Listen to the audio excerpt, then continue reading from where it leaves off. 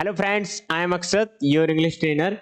Today we are going to discuss 10 most overused words and we focused on advanced alternatives so that you can use instead of them. So the first one is improve. Instead of saying improve, you can say enhance, elevate, develop.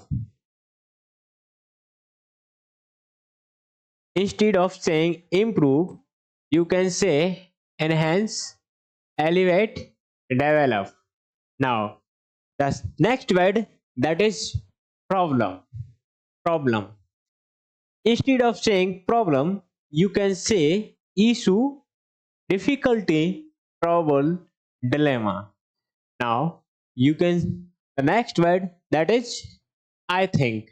This is the most common phrase you can use in our daily uses sentences.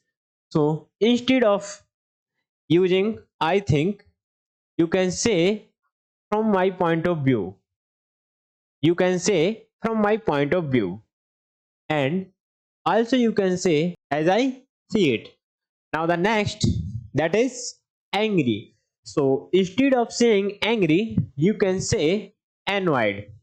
You can also say furious and irritated. Now next that is simple.